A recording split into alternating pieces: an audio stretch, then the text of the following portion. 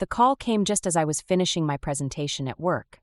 Mom's voice trembled through the speaker, a sound I'd grown too familiar with over the years. "Arden, please come home. It's Lark again." I closed my laptop, already reaching for my keys. "What happened?" "Just. Please hurry." The 15-minute drive to my parents' house stretched like elastic, each traffic light conspiring against me. When I pulled into the driveway, the first thing I noticed was the scattered rose petals on the front steps. Pale pink, torn and trampled. Inside, the scene hit me like a physical blow.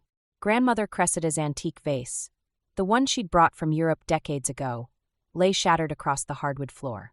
The roses it had held were strewn everywhere, their stems snapped and petals crushed. In the center of it all stood Lark, mascara streaking down her face, her hands clenched into fists. "She did it on purpose," Mom whispered, hovering near the kitchen doorway. Dad stood behind her, his face a mask of helplessness. "She said Jasper bought flowers for his secretary." I stepped carefully around the broken porcelain. "Lark," my sister's head snapped up, her eyes wild. "Don't use that tone with me, Arden. I'm not one of your business projects you can just fix." "I didn't say. You didn't have to." She kicked a piece of the vase, sending it skittering across the floor. "Always so perfect, aren't you? Perfect job, perfect boyfriend, perfect daughter." Mom made a small sound of distress. "Please, girls. I came because Mom called," I said, keeping my voice steady. "Let me help clean this up and we can talk." Lark laughed, a sharp, brittle sound. "Of course you came. Saint Arden, rushing in to save the day. Did you know Grandmother promised that vase to me? Said I'd get it on my wedding day. That was a lie. I'd been there when Cressida told us the story of the vase, how it would go to the eldest granddaughter. But arguing would only make things worse. I reached for the dustpan under the sink, but Lark blocked my path. "Don't touch anything. This isn't your house anymore. You don't live here." "No," I said quietly, "I don't." "Then why are you always here? Every time something happens, they call you. Poor little Lark can't handle anything on her own. Better call Big Sister." She stepped closer, her voice dropping. "I saw the way you looked at Jasper at Christmas. Don't think I didn't notice." The accusation was so absurd I almost laughed. I'd barely spoken 2 words to her fiancé at the holiday gathering. But there was something in her tone, something that made me look closer at her trembling hands and dilated pupils. "Lark, have you taken something?" She recoiled as if I'd slapped her. "There it is. Always judging, always assuming the worst." She spun toward our parents. "Are you hearing this? Your perfect daughter thinks I'm on drugs." Dad finally stepped forward. "Arden, maybe you should go. We can handle this." I stood there, surrounded by broken pieces of family history, and felt something shift inside me. This scene, the accusations, the enabling, the careful dance around Lark's feelings, it was all so familiar. But something was different this time. Maybe it was the way Mom couldn't meet my eyes, or how Dad's hands shook as he reached for the broom. "Okay," I said, backing toward the door. "I'll go." As I left, I heard Lark's voice, soft and venomous. "That's right, run away. It's what you're good at." I didn't stop until I reached my car, where I finally let out the breath I'd been holding. My phone buzzed, a text from Grandmother Cressida. "Come see me tomorrow. We need to talk."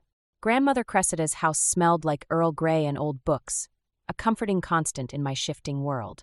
She sat across from me at her kitchen table, her fingers wrapped around a delicate teacup that had survived decades of family drama. "Your mother called," she said, studying my face. "Told me about the vase." "I'm sorry about." "Don't." Cressida waved her hand dismissively. "It was just a vase. I'm more concerned about what's happening with you and Lark." Before I could respond, the doorbell rang. Cressida's expression tightened. "Ah, that would be your parents. I hope you don't mind, dear, but I thought we should clear the air." My stomach dropped as Mom and Dad filed in, followed by Lark. She'd traded yesterday's mascara streaks for perfect makeup, wearing the innocent expression she'd perfected since childhood. "Arden." Mom's voice held forced cheerfulness. "We didn't expect to see you here." "That's because I invited her," Cressida said, pouring more tea. "Lark, dear, I believe you have something to say about yesterday?" Lark's lower lip trembled. "I'm so sorry about the vase, Grandmother. I was just emotional. Jasper's been working such long hours, and when I saw those flowers on his secretary's desk, the flowers were for his mother's birthday. I cut in, unable to stop myself. I know because Theo works in the same building. He saw Jasper picking them up. The room went silent.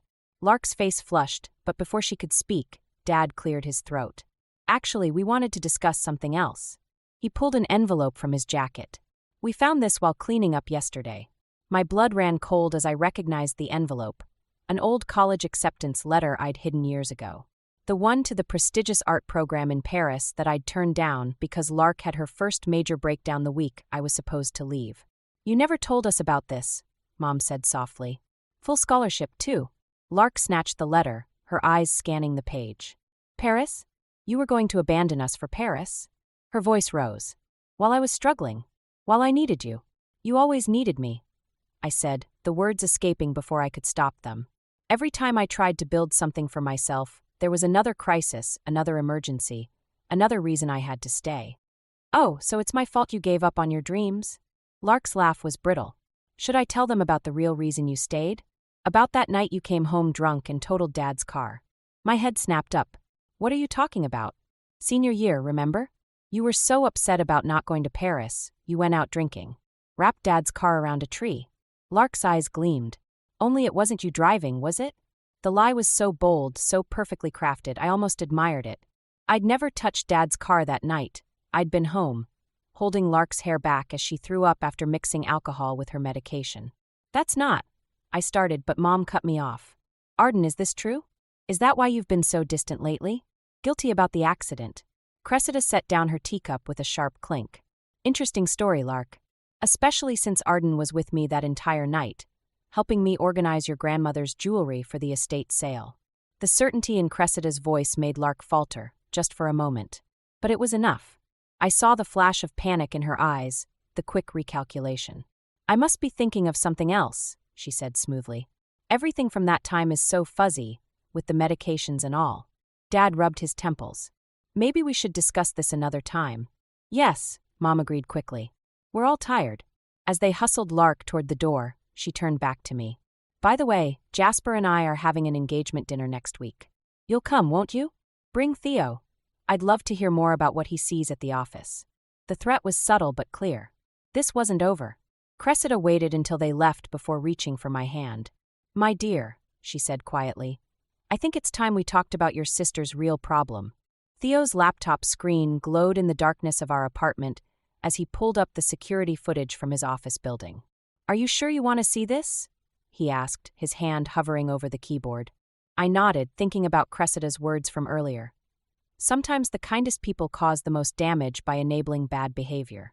The video showed Jasper entering the building last Tuesday, with a woman who wasn't his secretary. They emerged 2 hours later, his hand on the small of her back. The timestamp matched exactly when Lark had called me, hysterical about him working late. "There's more," Theo said quietly. "The company's been investigating some irregularities in the accounts Jasper manages. Nothing concrete yet, but..." My phone buzzed, a text from Lark. "Need you at Mom and Dad's. Emergency. Don't tell anyone." At my parents' house, I found Lark alone in the kitchen, calmly stirring a cup of tea. "No crisis in sight. You're getting better at coming when I call," she said, not looking up. "Did you bring what I asked for? What are you talking about?" She slid her phone across the counter, showing me an email draft addressed to Jasper's boss. "I know Theo's been digging into Jasper's work. Make him stop, or this email about your boyfriend accessing private security footage goes out." The familiar surge of protective anger rose in my chest, but something was different this time. Maybe it was remembering Cressida's steady gaze, or the weight of all the sacrificed opportunities. "You know what's interesting, Lark? I've been going through old photos." I pulled out my phone, showing her a picture from 3 years ago. "This is from the day you claimed you were hospitalized for exhaustion. But look at the timestamp, you were actually at that resort with your college roommate."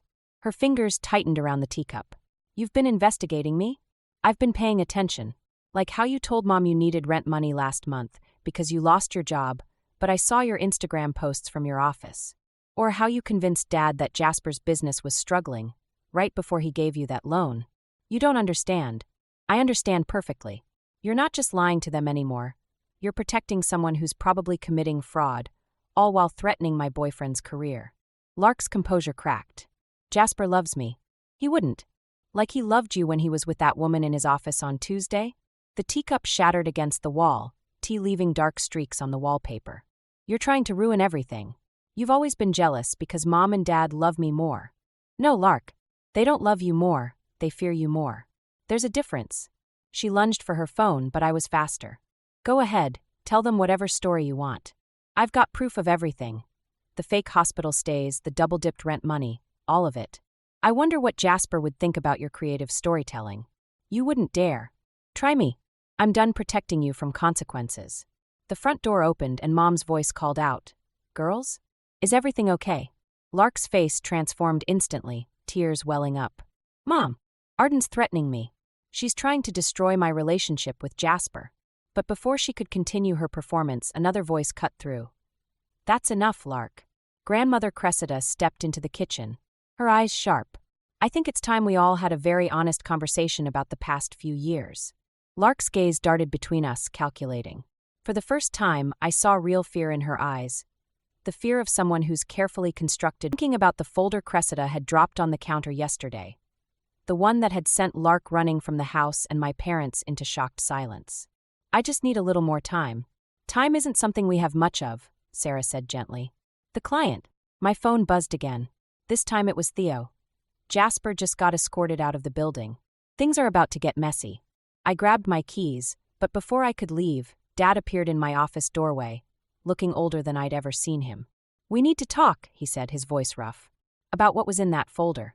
Sarah tactfully excused herself as Dad sank into the chair across from my desk. He pulled out a familiar piece of paper, my old acceptance letter to Paris. I've been going through everything, he said. All the times we called you home, all the opportunities you gave up. The money Lark convinced us she needed. He cleared his throat. The company's pressing charges against Jasper.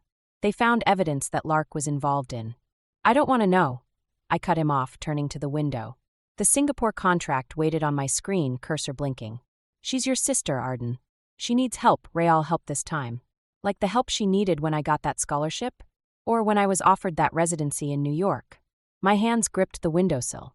Every time I tried to build something for myself, you and Mom would say, Lark needs help. But it was never enough, was it? We made mistakes, Dad admitted. But running away to Singapore isn't the answer. I turned back to face him. Running away? Is that what you think I'm doing? Your mother is devastated. With Lark facing possible charges and now you wanting to leave. I'm not leaving because of Lark. I'm leaving because for once in my life, I want to build something that isn't about fixing someone else's mess. My phone lit up with a text from Cressida. Lark's at my house. She's asking for you. Your choice, dear. Dad saw the message. Please, Arden. Just talk to her. I looked at the Singapore contract again, then at the Paris letter in Dad's hands. 2 dreams, 2 decades apart. The first sacrificed for family obligation, the second waiting for my answer. I'll go see Lark, I said finally. But first, I need to do something. I turned to my computer and began typing my response to Harrison and Shaw. Dad watched, his face falling as he realized what I was doing. You're accepting it. Yes. But what about? That's the point, Dad. For once, this isn't about what anyone else needs. It's about what I need. He stood slowly, the Paris letter crumpling slightly in his grip. Your mother will say you're being selfish. Maybe it's time someone was. I hit send before I could change my mind. I'll go see Lark now. But whatever she says, whatever crisis she's created, I'm still getting on that plane in 3 weeks. As we walked out, Sarah caught my eye and gave me a subtle thumbs up. I straightened my shoulders, feeling lighter than I had in years, even as my phone buzzed with another message from Cressida. Hurry. Your sister says she has something to tell you. Something about Theo. Cressida's house was dark when I arrived, except for a single lamp in the living room. Through the window, I could see Lark sitting on the couch, her face illuminated by her phone screen. No sign of Grandmother Cressida. The door was unlocked. Inside, Lark didn't look up as I entered, just kept scrolling through what looked like emails on her phone. Did you know Theo's been looking for other jobs? My steps faltered. What? Singapore firms, specifically. She turned the phone toward me, showing an email thread. He's been in talks with them for months.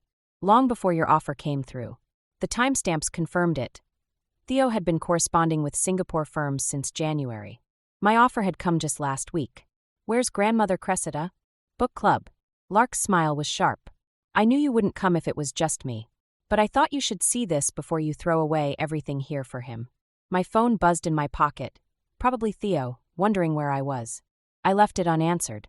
You hacked his email? Jasper did, actually. Before everything. She swallowed hard. He thought I should know what your boyfriend was planning. Funny how the people closest to us keep secrets, isn't it?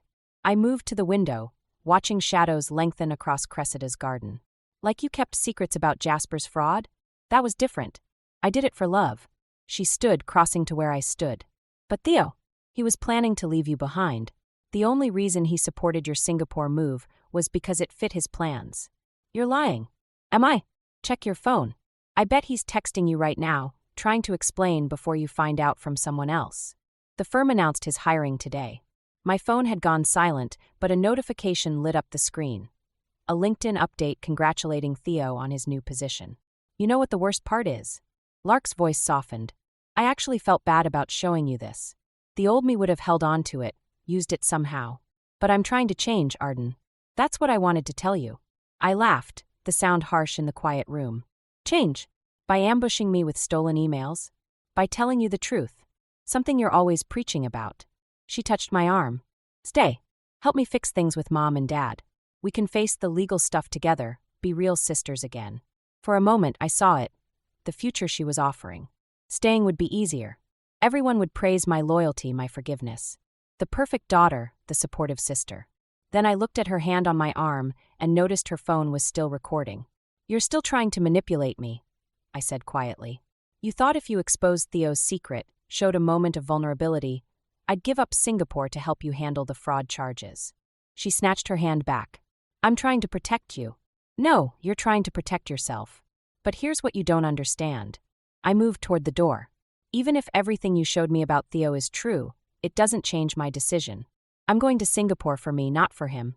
You'll regret this, she called after me. When you're alone in Singapore, when everything falls apart. Maybe, but it'll be my choice, my regret. I paused at the door. For what it's worth, I hope you do change, Lark. But I won't set myself on fire to keep you warm anymore.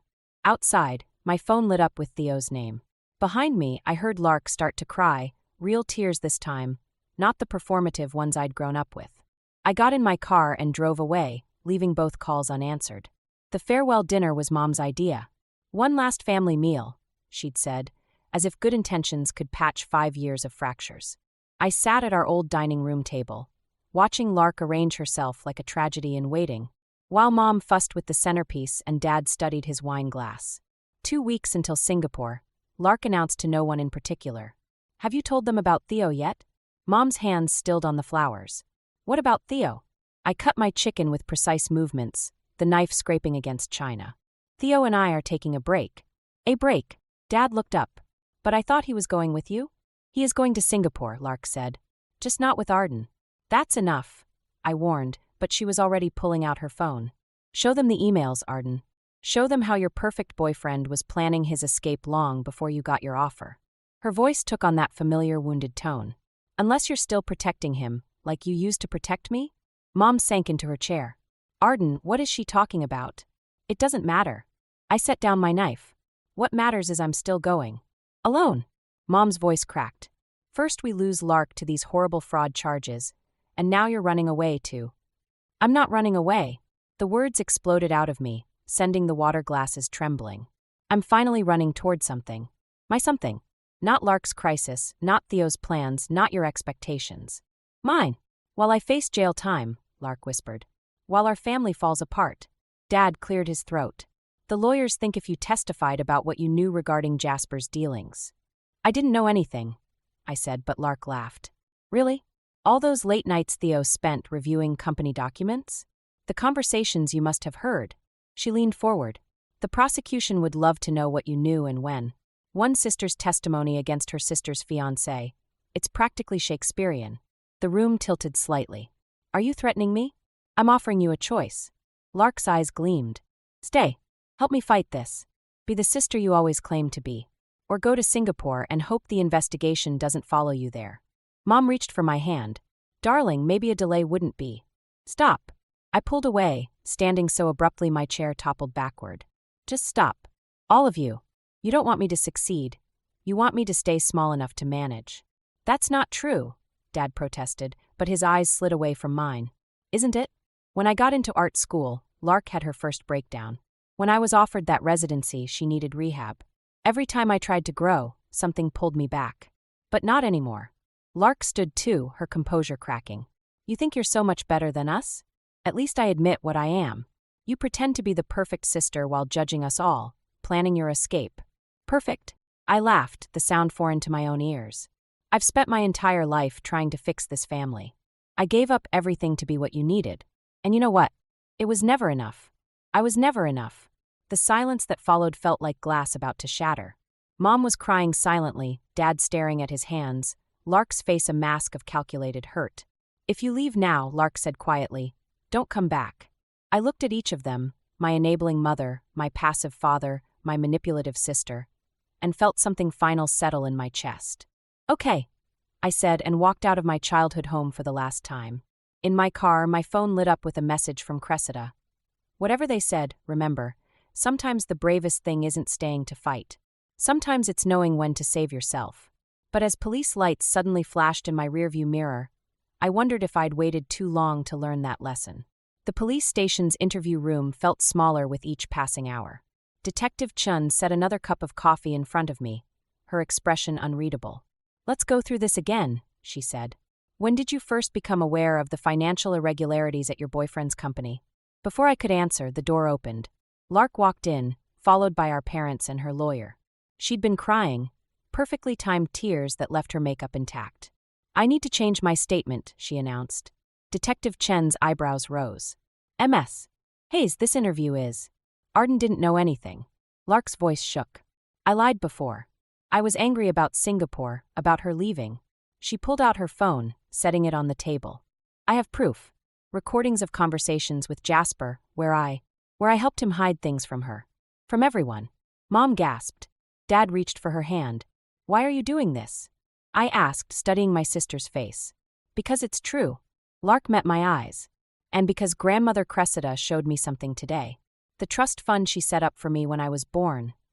The one I've been using for lawyers? She showed me the conditions. A bitter laugh escaped her. I only get it if I tell the truth. All of it. She knew Arden. She knew someday I'd need this push. Detective Chun was reviewing something on her tablet. These recordings corroborate our other evidence. MS. Hayes, Arden, you're free to go. But we'll need your sister to continue her statement. Wait, I said, standing. Lark, don't. She held up a hand. Don't make this harder. Just go to Singapore. Build something real. I need to learn how to do that too, even if it's the hard way. Mom stepped forward. Darling, we can fight this. No, Mom. Lark's composure cracked. That's the problem. You and Dad always help me fight the wrong things. I blamed Arden for being perfect, but she was just whole, while I was breaking everything, including myself. You're not broken, I said quietly. You're just lost. Maybe. She smiled, a real smile this time. But I can't find my way by following your path anymore. Or by trying to destroy it. Detective Chun cleared her throat. We need to proceed. As I gathered my things, Dad touched my arm. We should have seen it sooner. Should have protected you both better. You can't protect someone from themselves, I said. Sometimes you have to let them fall. Like you're letting me? Lark asked. Like I'm letting us both be free. At the door, I turned back one last time. Lark sat at the interview table, her lawyer whispering in her ear, our parents hovering uncertainly nearby. She looked smaller somehow, but also more real than I'd seen her in years. Lark, she looked up. That trust fund? Grandmother set one up for me too. Same conditions. Understanding dawned in her eyes. That's why you started telling the truth. That's why I started living it. Outside, the evening air felt clean possible. My phone buzzed with a text from the Singapore firm, confirming my start date. Below it was a message from Cressida. Truth isn't always pretty, dear, but it's the only foundation worth building on. I took a deep breath and began composing a reply to both messages. It was time to build something new, brick by honest brick. Behind me, through the station window, I saw Lark straighten her shoulders and begin to speak. 6 months into my Singapore life, I stood in my apartment, surrounded by half-unpacked boxes and the soft glow of dawn. On my laptop screen, grandmother Cressida adjusted her webcam, the familiar walls of her study behind her. The hearing went well, she said, sipping her tea. 3 years probation, mandatory therapy, and restitution payments. Lark's lawyer says it's better than they hoped for.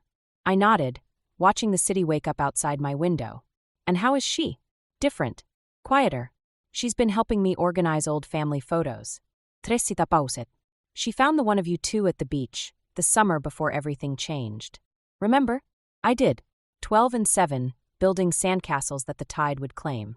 Before the competition, before the lies, before we learned to use truth as both weapon and shield. Your mother called yesterday, Cressida continued. They're thinking of selling the house. Too many memories? Too many ghosts. She set down her cup. Lark asked about you. Said she's been writing letters but hasn't sent them. A notification popped up on my phone. The architecture firm's logo appearing with a meeting reminder. My first solo project presentation in an hour. Tell her. I traced the city's skyline with my finger. Tell her I'm still collecting pieces of broken vases. Cressida smiled, understanding. And what will you build with them? I don't know yet. But something real. After we disconnected, I opened my email to find a message from Theo. He'd taken a position in Hong Kong instead of Singapore, his own form of truth-telling perhaps. The subject line read, "You were right." Below that was an email from Mom, with photos of my childhood artwork she'd found while packing. "You always saw beauty in broken things," she wrote. "I'm sorry we couldn't see that about you." My phone buzzed with a text from Sarah, my boss. "Design meeting in 45. Ready to show them what you can do." I looked around my apartment, at the architectural sketches pinned to walls, the half-finished paintings I'd finally allowed myself to create, the pieces of my new life taking shape. On my desk sat a small box Cressida had sent last week. Inside were fragments of her broken vase, carefully wrapped. "Sometimes," her note had read, "we need to break before we can rebuild." I picked up a piece now, its edge smooth from years of handling. In the early morning light, I could see hairline cracks running through it like roads on a map, each one leading somewhere new. My phone buzzed again, an unknown number. A text appeared. "Found this in my therapy journal. Thought you should have it." Below was a photo of a child's drawing. 2 girls building a sandcastle. Signed in Lark's crooked 7-year-old handwriting. I didn't respond, but I saved the image. Some conversations needed time, like cement needs time to set. Some foundations had to be rebuilt slowly, deliberately, with room for both strength and fracture. Opening my presentation files, I added a final slide. A design that incorporated visible repair lines in its structure. Golden seams running through glass and steel. Beauty in the broken places, truth in the telling. Outside, Singapore's morning traffic hummed like distant waves. Somewhere across the ocean, my sister was learning to build something new. Our parents were learning to let go. And I was learning that sometimes the strongest things we build are the spaces between what was broken and what could be. I picked up my keys and headed for the door. It was time to create something of my own.